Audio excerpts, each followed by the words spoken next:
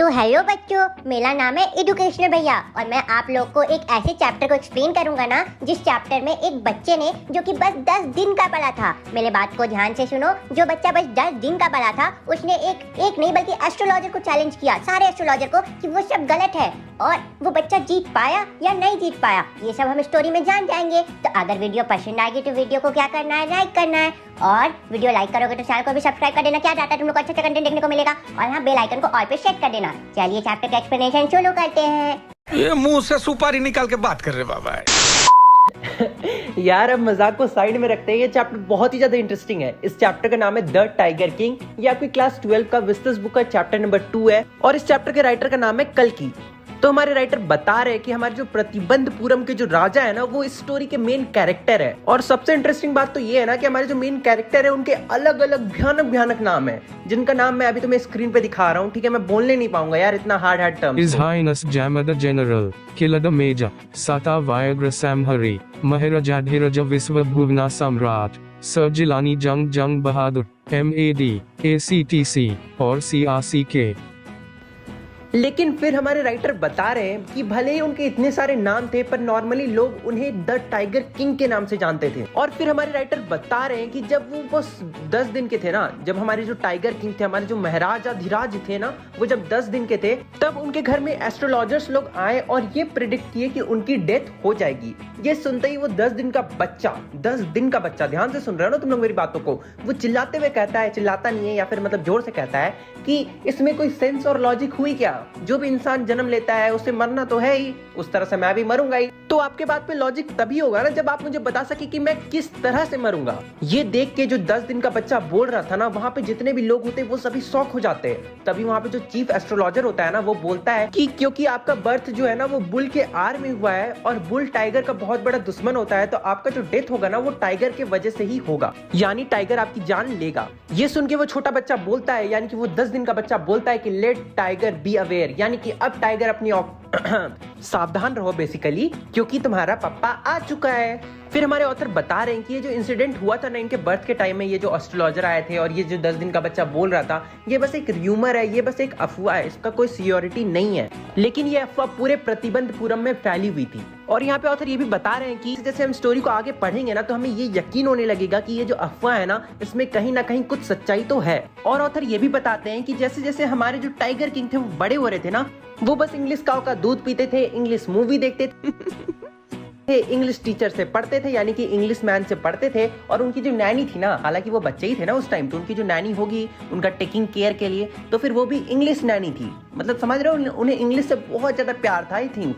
और चलो देखते हैं फ्यूचर में वो बड़े होकर इंग्लिश शादी भी, अब मतलब समझ रहे हो ना मेरी बातों को। देखो यहाँ पे ये भी बताया जा रहा है कि ये जो स्टोरी जिस टाइम पे लिखी गई है ना, जिस टाइम पे ये हमारे जो टाइगर किंग थे, उस टाइम में इंग्लिश का बहुत ज्यादा इन्फ्लुएंस था, यानी कि ब्रिटिशर्स का इंडिया पे बहुत ज्यादा इन्फ्लुएंस था। इसलिए बस टाइगर किंग ही नहीं बल्कि दूसरे जो प्रिंस भी थे ना उस टाइम पे, वो लोग भी यही सब करते थे, यानी कि इंग्लिश को बहुत ज्यादा सुपीरियर मानते थे। हमारे जो इंडियन किंग्स थे ना, उनके लिए भी इंग्लिश मेंस जो थे उस टाइम, जो ब्रिटिशर्स थे, वो लोग काफी ज्यादा सुपीरियर थे। जैसे अभी के टाइम में नए नए ट्रेंड्स आते रहते हैं ना, वैसे उस टाइम इंग्लिश ऐसा ट्रेंड चल रहा था। आगे ये बताया जा रहा है कि जब हमारे महाराजा यानी कि हमारे जो टाइगर किंग थे ना, वो जैसे 20 साल के हो जाते हैं ना, तब उन्हें वहां प्रतिबंधपुरम का राजा बना दिया गया था। समझ रहे हो ना तुम लोग मेरी बातों को, वहां का राजा घोषित कर दिया गया था। बस 20 साल में राजपाट सब कुछ संभालने के लिए दे दिया गया था। और उस टाइम पे जो एस्ट्रोलॉजर्स ने प्रेडिक्शन की थी ना, वो सभी लोगों को याद आने लगती है। महाराज को भी ये बात काफी याद आने लगती है और वो सोचते अगर वो अपने सेल्फ डिफेंस में कुछ टाइगर को मार देंगे, यानी कि एक टाइगर को मार देंगे, तो किसी को कोई ऑब्जेक्शन तो होना नहीं चाहिए। फिर वो एक टाइगर को मार देते हैं, उसके बाद स्टेट एस्ट्रोलॉजर के पास उस टाइगर की बॉडी को भेज देते हैं। तब वो स्टेट एस्ट्रोलॉजर बोलता है उन्हें कि आप योर मैजेस्टी, आप आराम से 99 टाइगर्स को मार देंगे, पर आपको जो खतरा है ना वो आपके 100 टाइगर से है। फिर हमारे महाराजा बोलते हैं कि अगर मैं 100 टाइगर को भी मार दूं तो, तब वो स्टेट एस्ट्रोलॉजर बोलता है कि अगर आप ऐसा कर देते हैं ना, तब मैं अपनी सारी एस्ट्रोलॉजी की किताबें को जला दूंगा और अपनी टफ को भी काट लूंगा। टफ उनका बाल जो होता है ना, एस्ट्रोलॉजर के बाल होते हैं, जो छोटी सी चोटी होती है, वो बोलते हैं कि वो उसे काट लेंगे और वो एक एजेंट बन जाएंगे, इंश्योरेंस एजेंट। और इसके बाद हमारे जो महाराज होते हैं ना, वो पूरे किंगडम में टाइगर हंटिंग को बैन कर देते हैं और वो बोलते हैं कि उनके अलावा इस किंगडम में कोई भी और टाइगर को नहीं मारेगा, और अगर कोई ऐसा दुस्साहस करता है, यानी कि कोई इंसान ऐसा हरकत करता है, तो वो उसके सारी जमीन को, प्रॉपर्टी को अपना बना लेंगे, हड़प लेंगे, यानी कि उनका हो जाएगा, किंगडम का हो जाएगा, महाराज का हो जाएगा। मतलब मारना तो छोड़ो यार, अगर किसी ने एक टाइगर के ऊपर पत्थर भी फेंक दिया ना, तब भी उसका जमीन गया, पूरा गया, बाय बाय टाटा, खत्म। साथ ही में महाराज ये भी बोलते हैं कि वो अपने स्टेट की कोई भी प्रॉब्लम को तभी ध्यान देंगे जब वो अपने 100 टाइगर को मार देंगे, उससे पहले वो अपने स्टेट की किसी भी प्रॉब्लम पे ध्यान नहीं देने वाले हैं। और इसके बाद हमारे महाराज जो होते हैं ना, वो निकल जाते हैं अपने टाइगर हंट के लिए और वो कई सारे टाइगर को मारते हैं, ठीक है। लेकिन कई बार तो उनका निशाना मिस हो जाता है, यानी कि उनका बुलेट जो होता है ना, वो टाइगर को नहीं लगता है, पर वो अपने हाथों से टाइगर को खचाक मार देते हैं, खत्म कर देते हैं, पूरा खत्म, वो भी बेयर हैंडेड व्हाटएवर।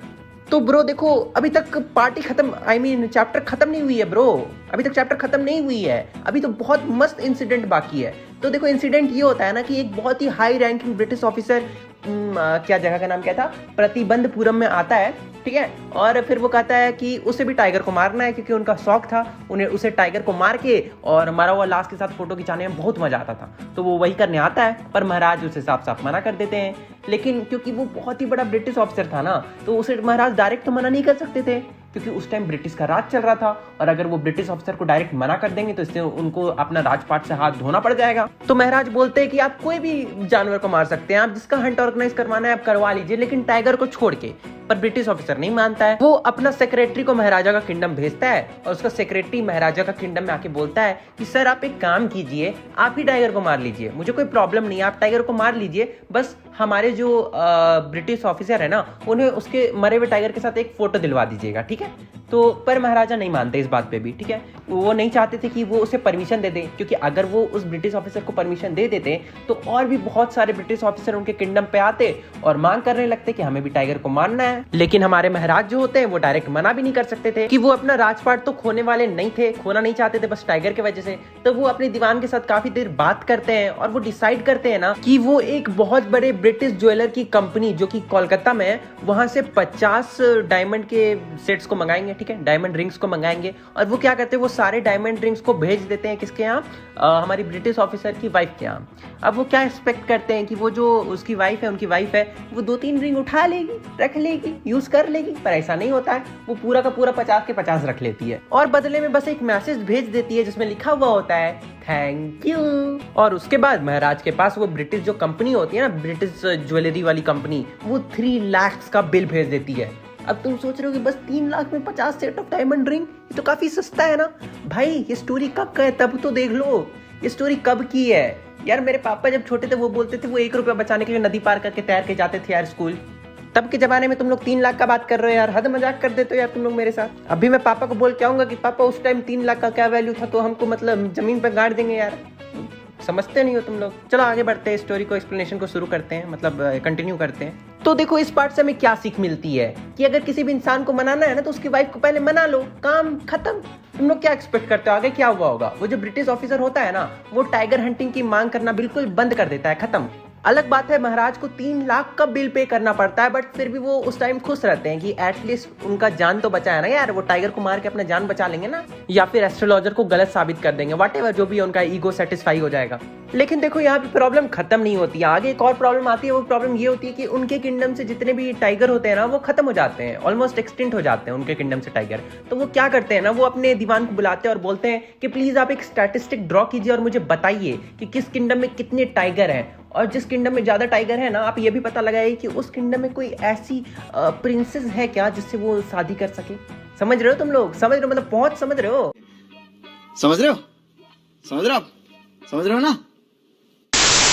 हमारे महाराज किस किस लेवल तक सोच सकते हैं। और फिर महाराज के कहने पे वो जो दीवान होता है ना, वो उनके लिए एक परफेक्ट किंगडम ढूंढते हैं जहाँ पे टाइगर की पॉपुलेशन अच्छी खासी थी। और उसके बाद हमारे महाराज जो होते हैं ना, उस किंगडम की एक रॉयल प्रिंसेस के साथ शादी कर लेते हैं, मतलब कि रॉयल फैमिली की कोई बेटी। और उसके बाद हमारे जो महाराज थे ना, वो जब भी अपने फादर इन लॉ, अगर हिंदी में बोले तो अपने ससुर के यहाँ जब भी जाते थे, तो वहाँ पे जाने के बाद 5-6 टाइगर को नॉर्मली मार के ही आते थे। और ऐसे करते करते उन्होंने 99 टाइगर्स को मार दिया और उन्होंने जितने भी टाइगर्स को मारा था ना, उस सारे टाइगर्स के स्किन को अपने प्रतिबंधपुरम के जो मेन हॉल था ना वहां पे लगा देते थे, पैलेस के मेन हॉल में। मतलब समझ रहे हो, टाइगर को मार के एकदम लास्ट को उसके एकदम प्रतिबंधपुरम के एकदम पैलेस के हॉल में एकदम बीच में चिपका देते थे और उसमें नंबर प्लेटिंग कर देते थे 1 2 3 4 और ऐसे करते करते 99 टाइगर्स को मार दिए। और जो हमारे महाराज होते हैं ना, उनकी एक्साइटमेंट एकदम बढ़ गई थी क्योंकि उन्होंने 99 टाइगर्स को मार दिया था। अब उन्हें क्या करना था, एक ही टाइगर को मारना था। लेकिन महाराज को वो बात याद रहती है कि जो लास्ट टाइगर है ना, उसे थोड़े संभल के मारने, क्योंकि वो टाइगर उनके लिए खतरनाक हो सकता है। लेकिन महाराज पूरे ढूंढे, हर जगह ढूंढे, पर उन्हें लास्ट टाइगर नहीं मिला। एक टाइगर उन्हें नहीं मिल रहा था, ठीक है, क्योंकि वो उनके जो फादर इन लॉ थे, यानी कि जो ससुर जी का किंगडम था ना, वहाँ पे भी सारे टाइगर खत्म हो गए, उनके किंगडम में भी टाइगर नहीं बचे। अब वो चारों तरफ टाइगर को ढूंढ रहे हैं, 100वां टाइगर वो कहाँ से मारेंगे। लास्ट टाइगर को ढूंढना काफी इम्पॉसिबल सा काम लग रहा था। वो चाहते थे कि वो जल्दी से लास्ट टाइगर को मार के टाइगर हंटिंग को भी छोड़ दें। लेकिन ठीक इसके बाद एक बहुत ही गुड न्यूज आता है कि उनके पास ही गाँव में, उनके किंगडम के पास ही में एक गाँव था, वहां से शिप फ्रिक्वेंटली डिसअपियर हो रही थी। तो उन्हें लगता है कि शिप के डिसअपियर होने के पीछे टाइगर का ही हाथ है। तो हमारे जो प्रतिबंधपुरम के जो महाराज थे ना, वो काफी खुश हो जाते हैं और वो उस विलेज के सभी लोगों के लिए वहां पे 3 साल का टैक्स एकदम माफ कर देते हैं, 100%। अब कोई टैक्स किसी को नहीं देना पड़ेगा। और उसके बाद वो कई टाइम तक उस विलेज में रहते हैं, पर उन्हें कोई भी टाइगर नहीं मिलता है। और उसके बाद वो काफी ज्यादा एंग्री होने लगते हैं। इस टाइम पे काफी सारे ऑफिसर्स भी अपनी जॉब खोने लगते हैं। अब तुम लोग गेस कर ही सकते हो कि ऑफिसर के जॉब खोने का रीजन क्या होगा। ऑब्वियसली महाराज बहुत ज्यादा गुस्सा करते होंगे और ऑफिसर्स को फायर कर देते होंगे जॉब से। साथ ही में वो दीवान को ऑर्डर देते हैं कि इस विलेज के टैक्स को डबल कर दो। और ये सुन के दीवान भी मतलब थोड़ा शॉक वॉक हो जाता है, पर वो जानता था कि अगर वो महाराज की बात नहीं मानेगा तो उसे भी अपनी जॉब से समझ रहे हो ना, निकाल दिया जाएगा। उसके बाद जब दीवान अपने घर जा रहे होते तब वो सोच रहे होते कि अगर महाराज को उनका 100वां टाइगर जल्दी ही नहीं मिला तो इसके बहुत सारे खराब कॉन्सिक्वेंसेस हो सकते हैं, जो कि उनके किंगडम में और उनके लोगों को सहनी पड़ सकती है।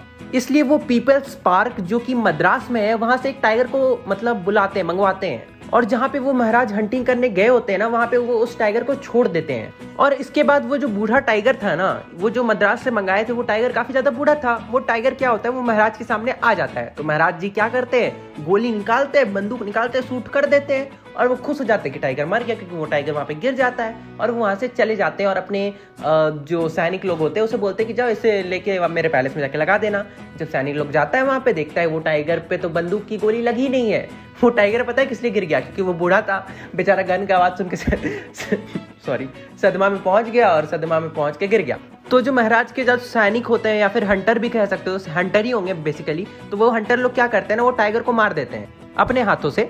और इसके बाद हमारे जो महाराज होते हैं वो अपना गाड़ी में आराम से बैठते हैं और निकल जाते हैं अपना किंगडम। अब तुम लोग सोच रहे हो कि हंटर्स ने क्यों नहीं जाके महाराज को बता दिया कि उनका गोली उसे कनेक्ट नहीं हुआ है। वो लोग इसलिए नहीं बताया ना, क्योंकि अगर वो ऐसे जाके बताते तो हो सकता है महाराज उस पर गुस्सा हो जाते हैं। हो सकता है ये महाराज के लिए डिसरिस्पेक्ट वाली बात हो जाती कि उनका गोली कैसे मिस हो गया, ऐसा कुछ वो लोग सोचे। और इसलिए उन्होंने अपने हाथों से ही उस टाइगर को मार दिया, हाथों से या गन से, जो भी है। महाराज वहां से जा चुके थे ऑलरेडी। और उसके बाद जहाँ पे वो 100 टाइगर को दफनाया जाता है ना, वहाँ पे एक बड़ा सा टॉम्ब भी बनाया जाता है और बहुत ज्यादा सेलिब्रेशन किया जाता है कि महाराज ने 100 टाइगर को मार दिया।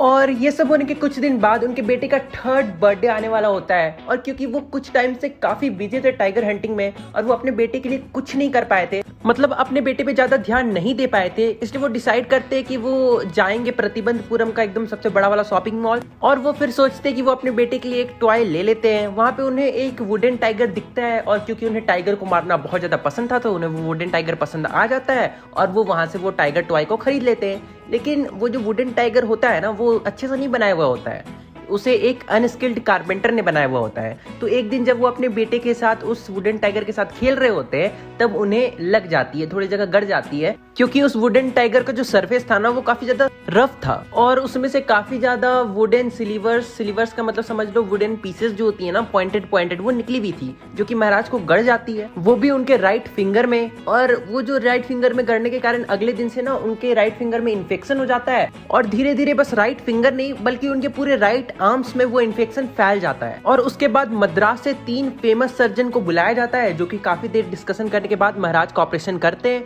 जो कि सक्सेसफुल भी हो जाता है, लेकिन फिर भी महाराज का डेथ हो जाता है। सक्सेसफुल होने के बावजूद महाराज मर जाते हैं। मतलब कि जब डॉक्टर बाहर निकलते हैं ना, तो वो बोलती है the operation was successful but the Maharaj is dead. और इस तरह से वो बात सच हो जाती है जो कि एस्ट्रोलॉजर ने प्रेडिक्ट किया था कि 100 टाइगर की वजह से महाराज की डेथ होगी, और वैसी ही हुई। तो देखो यहाँ पे हमारा चैप्टर का एक्सप्लेनेशन खत्म होता है, लेकिन रुको रुको रुको, एक फैन थ्योरी बताऊं, जो कि समझ लो मैं महाराज का बहुत बड़ा फैन हूँ, ठीक है। ये सब बुक में नहीं दिया हुआ, ये सब एग्जाम में कहीं पे मत लिख देना, वरना तुम लोग का मार्क्स कट जाएगा। मैं बस बता रहा हूँ। सोचो अगर महाराज ने सचमुच 100वां टाइगर को मार दिया हो, ठीक है, सोचो कि स्टोरी में गलत बताया गया है, ठीक है, मान लो, और ये सब एक सोची समझी चाल हुई, क्योंकि महाराज ने 100वां टाइगर को मार दिया। अब एस्ट्रोलॉजर लोग को डर लग रहा हो कि अब उन्हें बुक जलाना पड़ेगा, अपना चोटी काटना पड़ेगा, तो उन्होंने कुछ प्लान बनाया हो, और ये सब उनकी सोची समझी चाल हो। मे भी हो सकता है ना, होने का तो कुछ भी हो सकता है। अब जरूरी है, अब जरूरी है, हंटर ने थोड़ी आके बताया कि वो क्या बोलता हूँ, वो टाइगर मारा नहीं था महाराज की गोली से, महाराज ने तो मारा था ना, उसे अपनी गोली से मारा था।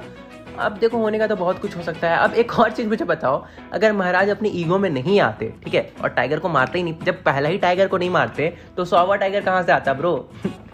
अच्छा अब छोड़ो, ये सब बात को एंड करते हैं। देखो अगर तुमको ये चैप्टर का एक्सप्लेनेशन समझ में आ गया, अच्छी बात है, लेकिन मैं सजेस्ट करूंगा 2 बार देख लो, क्योंकि अगर एक बार में मैं भी देखूंगा ना किसी का एक्सप्लेनेशन, मैं छोड़ो यार, कोई भी देखेगा, एक बार में हम लोग नहीं है यार, इतने टैलेंटेड नहीं है कि समझ में सब कुछ आ जाए, 100% क्लियर हो जाए। मैं सजेस्ट करूंगा एटलीस्ट 2 बार देख लेना। अगर वीडियो का एक्सप्लेनेशन पसंद आया तो वीडियो को लाइक कर दो, चैनल को सब्सक्राइब कर दो, एंड तुम लोग से मिलते हैं अगले वीडियो में। तब तक के लिए बाय बाय।